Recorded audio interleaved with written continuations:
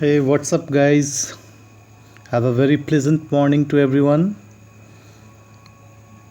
So, we are going to read today our additional book, The New Pathways, Oxford New Pathways, and our first chapter is My Big Brother. It's a human bond, right? Unit 1, chapter number 1.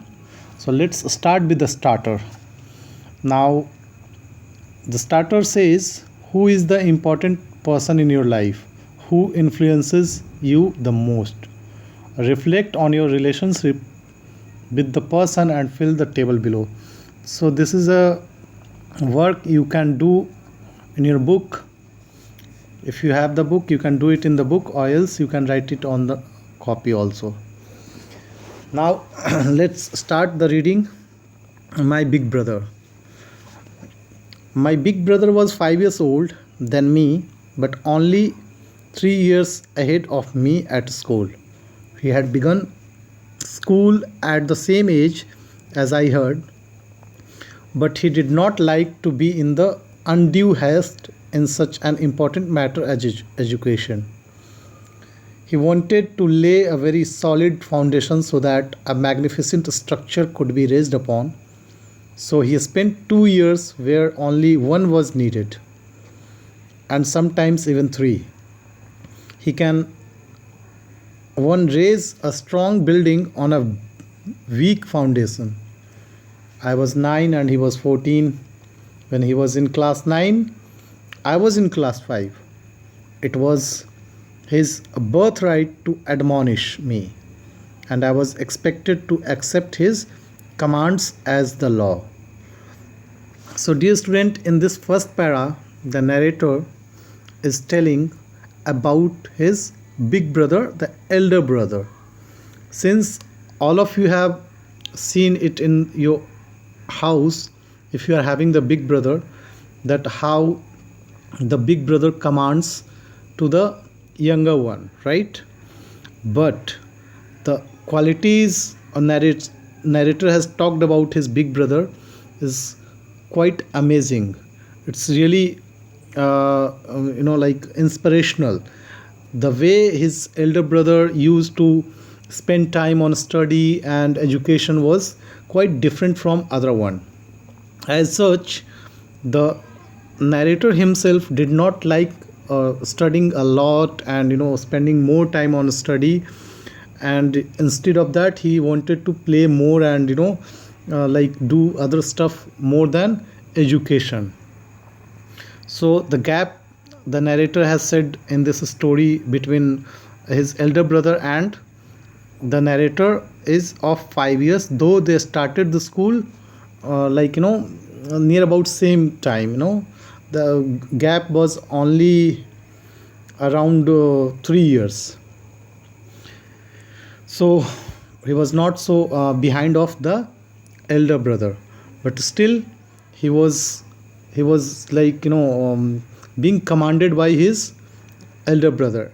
So here you can see one spelling is given, word meaning, that is admonish. Admonish means scold. Someone scolds you with the harsh word and with the tough languages, right? Now let me read the another part. My elder brother was studious by nature, always glued to his book. I felt at home with books.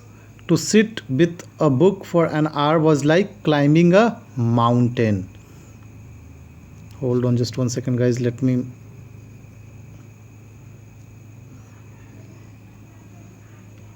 me fix the size of it. This I never felt at home with books. To sit with a book for an hour was like climbing a mountain. At the first opportunity, I would walk out of the hostel into the open ground and toss pebbles into the air or fly paper butterflies. And I felt happier still if I could find a companion. We would jump across the walls or ride upon the gates and swing them to and fro to enjoy a motor ride. But the moment I returned to the room, I would freeze in my tracks to see my brother's red face. His first question would be, "Where have you been?" Always the same question in the same tone. And my answer was silence. I don't know why I could not tell him that I had just gone out to play. So, dear student, in this part, the narrator is telling about the nature of his elder brother. Since he was so studious, so he was always glued. Glued means चिपक जाना, right? Glue जो आप लोग जानते हैं, that is glued. तो चिपक जाना, वो अपने किताबों से चिपका रहता था, like that only. And on other hand, when you'll see this narrator, he was like he never felt home with the books, right? He does not like this activity more, sitting at home and reading the book continuously. It was like climbing a mountain. पहाड़ पे चढ़ने के समान वो पढ़ाई को मानता था, the narrator. So as soon as he was free, like he was getting an opportunity, so then after he used to run away from the hostel into the open ground. Actually, they were living in the hostel, right, in a school hostel where there was open ground to play. So they were very much busy. I mean, the narrator and his other friends were very much busy in playing, poking each other, teasing each other, tossing pebbles, and flying paper butterflies and all that. Even he loved to jump across the walls and ride upon the gates and to swing to and fro, like to have the pleasure. I believe that you might all have done this all stuff somewhere in your life, right? Not in the school, but somewhere you might have done. So this was the thing, he used to enjoy, the narrator used to enjoy. But as soon as his playing time was getting over and when he was returning to the room, he was very much sure that he will be getting scolded by his elder brother. And it was natural that when someone's get angry with you, the face is turning red. So he was ready to face his brother's anger, though he was not able to answer the questions what was asked by the elder brother. He actually tried to say that I had just gone out to play, but there was some what we can say, like that was the sanskar, जिसको हम बोलते हैं कि बड़े लोगों के सामने जुबान नहीं चलाना चाहिए. It was like the same thing he had been taught by the parents. So he was not able to speak in front of his brother. Now let me read the other para. My silence proclaimed that I accepted my crime, and my mother would greet me with indignant words. Now, if you study like this, you will learn nothing. Learning English is no child's play, otherwise everybody and his cousins would be regular expert in English. You have to strain your eyes and drain your blood. Only then one attain this knowledge. Even great scholars can't write correct English. And you are such a blockhead that you don't learn from my example. See how hard I work. Have you ever seen me going out to attend any show and fairs? Even then, I'm stuck in each class for 2 to 3 years. You will fritter your whole life away studying in one class. Why waste father's hard money? So in this para, the narrator is saying that though he was not able to, answer the question of his elder brother, but still uh, he was feeling that his silence was like accepting the fault he had done. So he felt like this just because of his silence. He was getting scolded from everyone, even from the mother and brother. So indignant here means showing anger and surprise. Even the mother gets angry oftenly on the narrator just because he was not studying, right? And his elder brother was there to give him the lecture like learning English is no child's play, बच्चों का खेल नहीं है English सीखना. Otherwise everybody and his cousin would be regular expert in English, right? So I mean, sitting and reading the things and not learning it with the consent or with the your amusement will worth nothing. उससे आपको कोई फ़ायदा नहीं होने वाला है, right? You have to strain your eyes and drain your blood to understand everything. You have to keep your eyes always on the things which you wanted to learn, which you wanted to understand, and which you wanted to deliver it to someone else. If it is like this, by sitting only with the books, if one can become the knowledgeful person, then it would be easy for everyone to learn and understand English or any subject, right? So he is just quoting, the elder brother is quoting and giving an example of some scholars that they are not even writing the correct English, though they are great scholars, known as great scholars. It takes much of the labor to become a scholar, but still they are not even writing correct English. So he says, he gives an example of the scholars, and then after the narrator, eldest brother compares him with the scholars, because he was not a scholar, he was just comparing him like as a blockhead.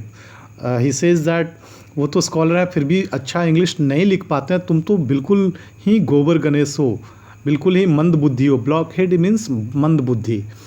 So you should learn from my examples. You have not learned from my examples, now you should learn that how I work, how I do hard work, and even there are many moments when I should go out, but I'm not going out. I'm spending time into the same classes regularly to get the flying colors mark, right? So these are the things you should remember, and you will fritter your whole life away studying in one class. Why waste father's hard money, right? So he's saying all that you fritter means waste of money. Well, fritter तुम पूरा का पूरा time बर्बाद कर दोगे like this, एक ही class में पढ़ते पढ़ते. तो इसमें फादर के हार्ड मनी को खर्च करके क्या फ़ायदा है? Listening to this tongue lashing, I would burst into tears. My brother was an expert at the art of giving advice. His pointed comments like aphoristic arrows would pierce my heart and demoralize me. I would sink into hopelessness and think of going home. So narrator says that when these things were, tongue lashing means the way narrator's elder brother was giving advices and scolding him was very much painful for the narrator, and that's why he was crying. He started crying. Would burst into tears मतलब आँख जो है आंसू से डबडबा जाना. And he knows that his brother was good and expert in the art of giving advice. So he was actually habitual of these all things, and he describes his pain like some apostrophic arrows. Now apostrophic means the use of few words to convey much information or meaning. These things were piercing his heart and demoralizing him. उसको बिल्कुल परेशान करता था और उसको demoralize feel हुआ करता था like that.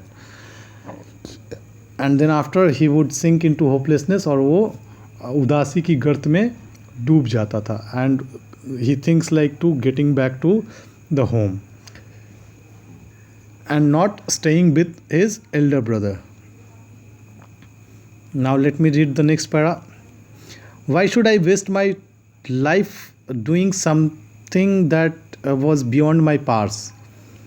My head would reel, but after a few hours, I would overcome this state of despondency and place to devote myself to studies. In no time, I would work out a timetable. The timetable: get up at 6 in the morning, wash, have breakfast, sit down to study English from 6 to 8, arithmetic from 9 to 9, 8 to 9, history from 9 to 9:30, then food and to school. Return from school at 3:30, relax for half an hour, geography from 4 to 5, grammar from 5 to 6, and half hour stroll in front of the hostel.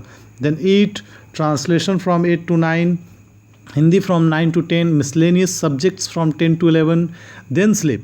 But to make a timetable is one thing, to put it into practice another. So in this para, actually the narrator is saying that he starts thinking about the life, whenever he listens from the elder brother, and whenever he gets the scold from elder brother, he decides every time that he will listen what his elder brother is saying. And then after, he starts overcoming with the state of despondency means loss of hope and courage, right? When he feels like that, then after he takes place to devote myself to studies. He was taking place every time that I will now study only and I'll not play. And in that prospect, he used to make the timetable also. जैसे ही समय मिलता था वो decide करता था, place लेता था, तो टाइम टेबल भी बनाने लगता था कि what he has to do. And according to him the time table was like was getting up 6 in the morning and wash and have breakfast and sit down to study. Every subject timing is given into this routine, and he felt like that he will follow, but he knew that making timetable and routine was quite easier for him, but implementing those things into real was quite difficult for him. So this was the thing which he was going through every time whenever he heard the scold and listens from elder brother, right? Now the violation would begin on the very first day. The green fields, the gentle breeze, the run and chase in football, the speed and quickness in volleyball, all this would drag me out, and I would forget everything, and my brother would get his opportunity to admonish and sermonize. Even then I was not able to give up play. So the narrator in this para is saying that though he made the timetable and he took the place to not repeat the same same mistake again, he was again violating the own made rule. वो अपने खुद के बनाए हुए नियम को वो तोड़ देता था. And he was not doing after 3 or 4 days. He started violating the rules from the very first day. Now how these all things were happening? As soon as he sees the green fields and gentle breeze and run and chase in football, students were playing, children were playing, or friends were playing. So thereafter he is saying that it was like the play and those things were dragging him out and asking him to forget every routine which he has made. And he knew that again my elder brother will have an opportunity to admonish and sermonize. Sermonize means give a long lecture, सो वो फिर से गुस्सा करेगा और बहुत सारा उसको lecture सुनना पड़ेगा. But still he don't like to give up the play. वो इन सब बातों को दरकिनार करके खेलता रहता था, उसको मालूम था उसको सुनना तो है ही। So dear students, now we have finished the first part of this story.